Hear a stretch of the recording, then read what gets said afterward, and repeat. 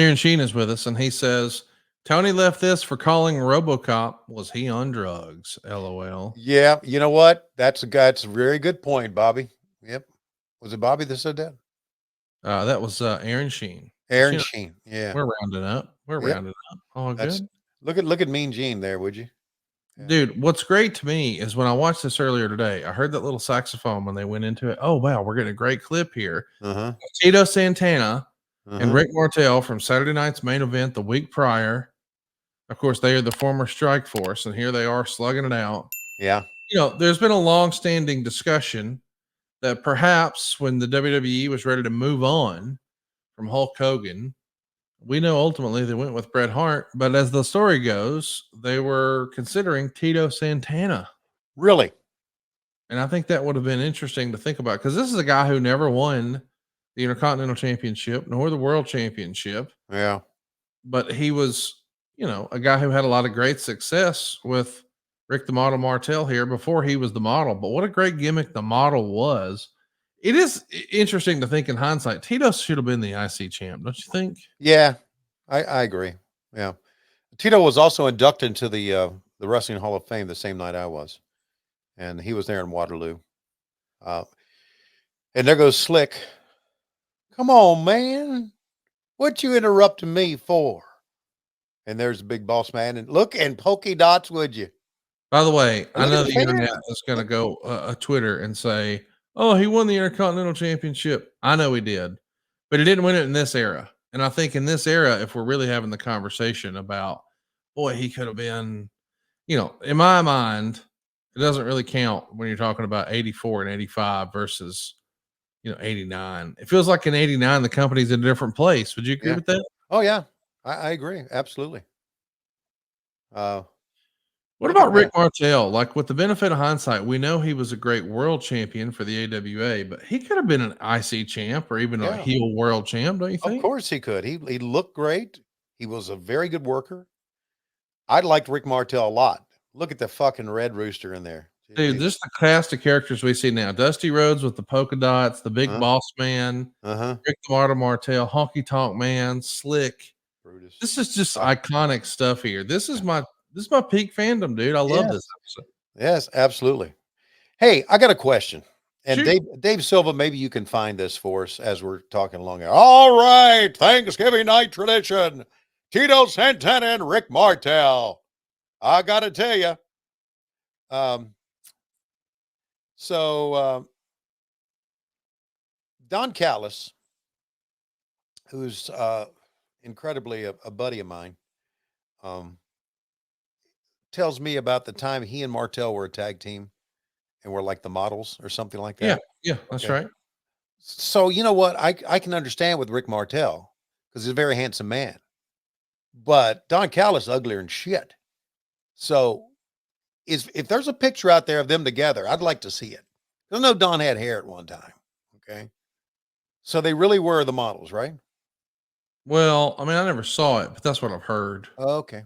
All right. So maybe we So, can so you don't believe it either? well, uh it's hard to catch Don in a lie. He's so smart. Uh Well, hang on now. Are you saying you've never seen Don with long hair? I saw him with long hair. Remember Don Calais, Cyrus the Virus? Remember that? I saw that.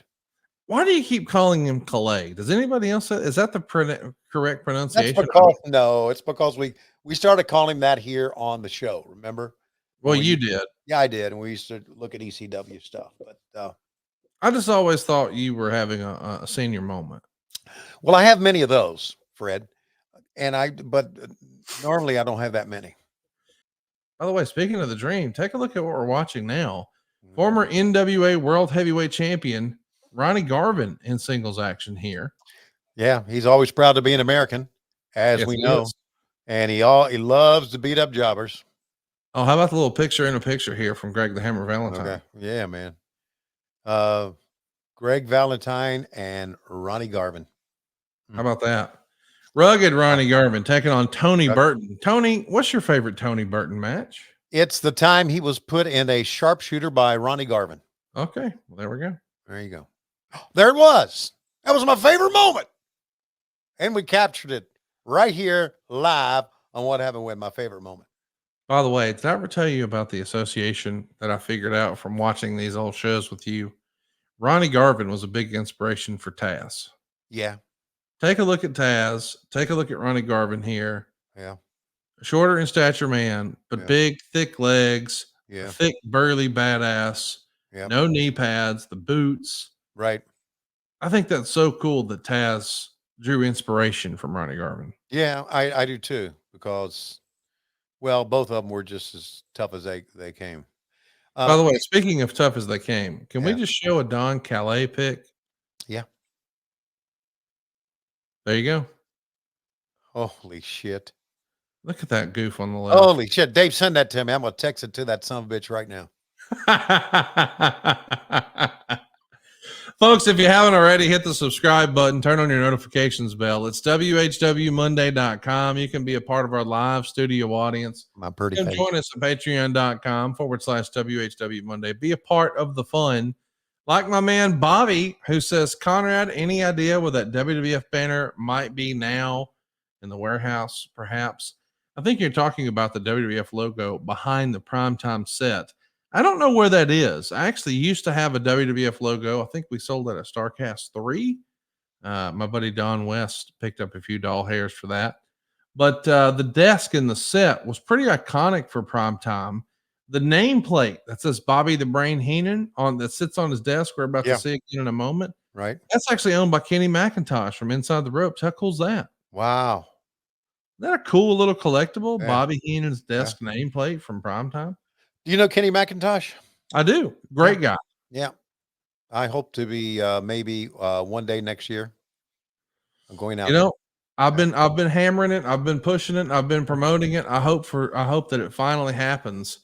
I've wanted you to do a European tour forever, but you know, with you guys doing 2 live shows a week, that's tough. Yeah, and we're taping some now, as you know. We Yes. taped last week's, or we taped Saturday night's what's the name of our show Saturday night? See? Collision. Thank you. Yeah. We taped Collision in Stockton on Thursday. And Can I ask you to just recreate something from Saturday? Would you mind? We'll go to a one shot with you, Tony, here. And would you mind just showing us the movement that you do that Lois really loves? You did it on Saturday night's TV. oh, you mean this? It was a double bicep, I think. He used to do that. He said, "Oh, Lois loves it when I do that." Yeah. I don't know why, but I got tagged on that on Twitter, and I was like, "He never does that at home. She doesn't really love that. That's theater of the mind." Yeah, that is theater of the mind. There's no scenario where she says, "Tony, do it again." You know what she would say if I would do it? What the fuck is that shit? Let the dogs out, take the trash out, sit the fuck down. That's the thing. That's the thing where Isaiah Cassick came to me. He said, "Well, we're starting to do that. And would you mind doing it if we come to you?" I said, "I'd love to. Absolutely, I'd love to do it. You know, anything those kids want that I think can help them out, right? Sure, let me do it. Absolutely, I will."